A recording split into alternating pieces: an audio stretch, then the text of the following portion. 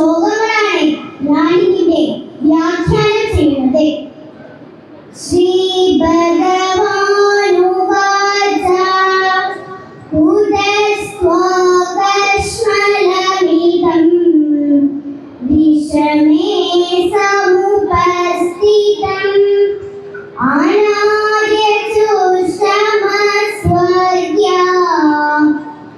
അകീർത്തികരമർജുന ക്ലൈബ്യം ആസ്മതമഃപാത നൈതത്വയുപപദ്യത്തെ ശൂദ്രം ഹൃദയദൗർബല്യം യക്തോത്തിഷ്ഠ പരന്തപ. അർത്ഥം: അല്ലയോ അർജുന, വളരെ കരുതലോടെ ഓരോ പ്രവർത്തനം ചെയ്യേണ്ട സമയത്ത് ആര്യന്മാർക്ക് യോജിക്കാത്തതും സ്വർഗഹേതുവല്ലാത്തതും അംഗീകൃതവുമായ ഈ കർമ്മലത, നിസ്സാരഭാവം എവിടെ നിന്നാണ് വന്നത്? നീ ആണും പെണ്ണും കെട്ട അവസ്ഥ പ്രാപിക്കരുത്. ഹേ പാർത്ഥ, നിന്നിത് തീരെ യോജിക്കുന്നതല്ല. അല്ലയോ പഠനവ, ശുദ്ധമായ ഹൃദയ ദൗർബല്യങ്ങളെ ഉപേക്ഷിച്ചുകൊണ്ട് നീ കർമ്മനിരതനാവും.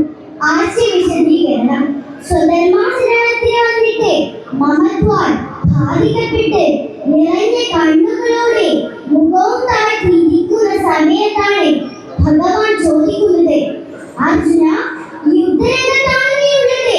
വളരെ കരുതലോടെ ഓരോ പ്രവർത്തനം ചെയ്യുന്ന സമയത്ത് ആര്യന്മാർക്ക് യോജിക്കാത്തതും സ്വർഗഹേതുവല്ലാത്തതും അംഗീകൃതവുമായ ഈ കർമ്മലത, നിസ്സാരഭാവം എവിടെ നിന്നാണ് വന്നത്? ഇതൊരു പ്രധാന ചോദ്യം തന്നെയാണ്. കേവലം അർജുനനോട് മാത്രമുള്ള ചോദ്യമല്ല, നമ്മളാകുന്ന അർജുനന്മാരോടുള്ള ചോദ്യം തന്നെയാണ്.